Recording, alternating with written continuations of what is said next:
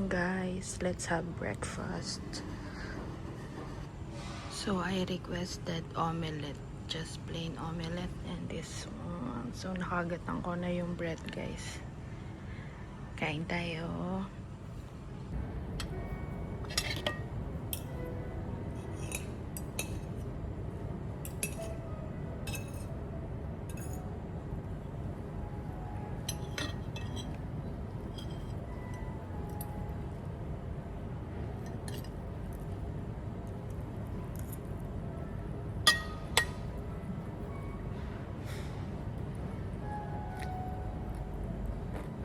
Assalamualaikum everyone! Welcome back to my channel. So ngayon lang ako nakapag-intro, guys, kasi nga kanina nag-breakfast tayo and maaga tayong nagising.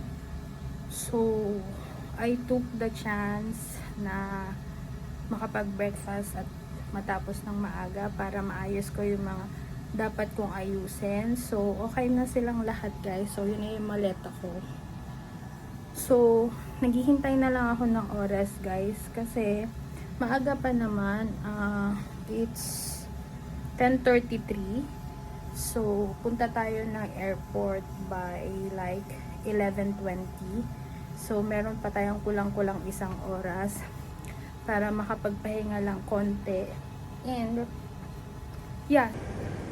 So, guys, we are here in the airport. Ang init, guys, grabe.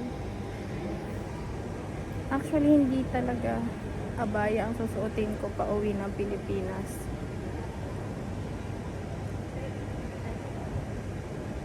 Just only kasi over baggage ako. So, kaya sinuot ko to. Hindi pa open yung ating check-in counter para sa baggage drop off. So waiting lang ako. Sobrang init, guys, grabe. Saglit lang ako nito sa labas, pinagpawisan na talaga ako pagkuha ko lang ng trolley. Sobrang init sa Qatar.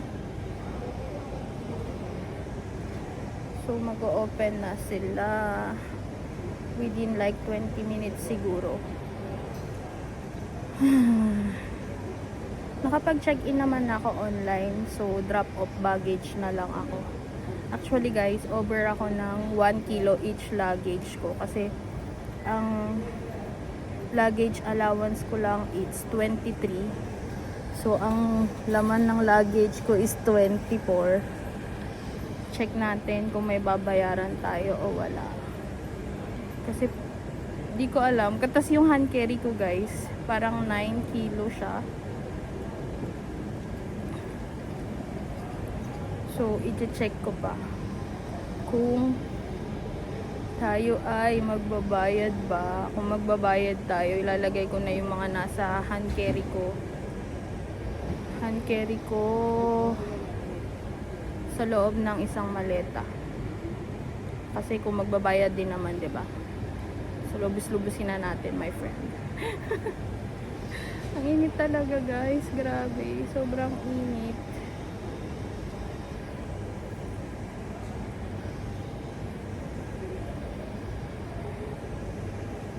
Napakainit, my friend.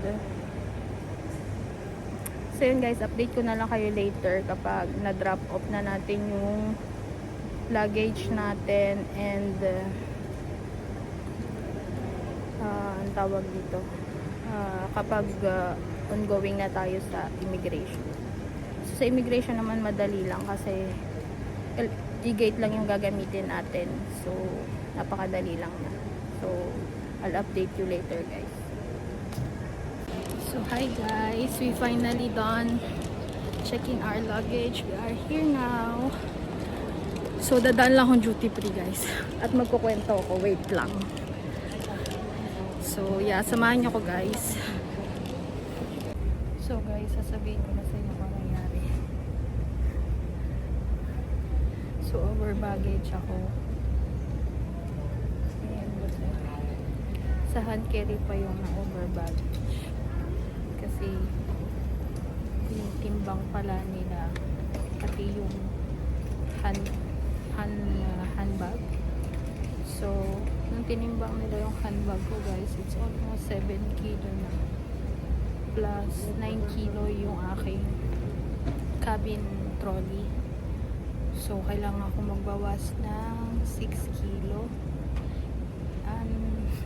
Ang masaklap pa nun guys,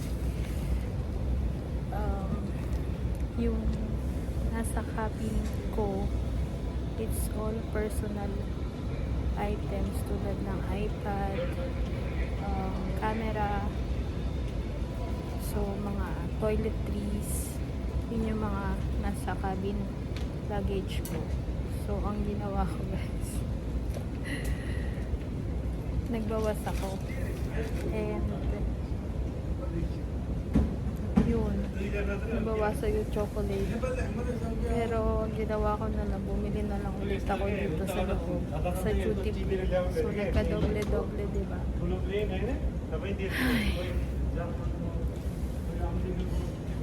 So yan, waiting na lang ako. Nandito na ako ngayon sa waiting area. And wala pa naman yung ating flight. So 3 o'clock pa ang boarding natin is 2. So meron pa tayong 1 hour na maghihintay. So wait na lang natin guys. Update ko kayo later kapag nasa Riyadh na tayo. And by the way, may layover pala ako sa Riyadh, no? So may layover ako na 6 hours sa Riyadh. And yun guys, update ko kayo later kapag boarding.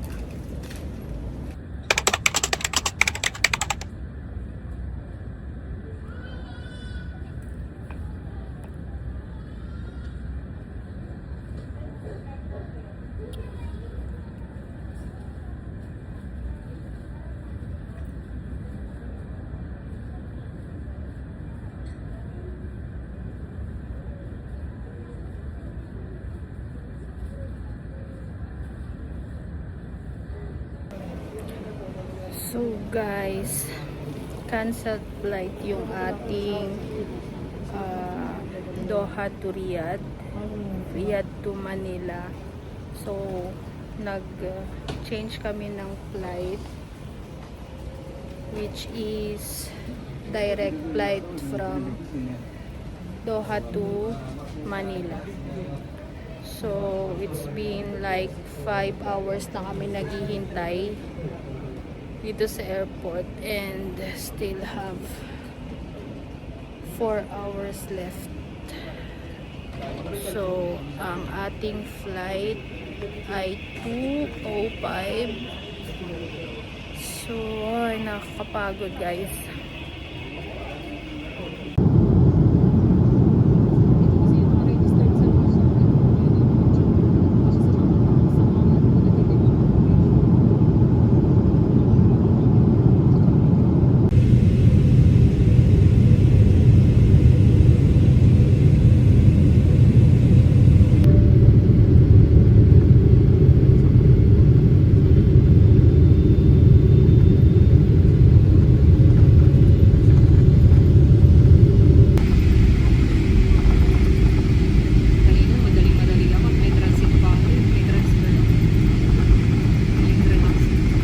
Na yung bagahe mo.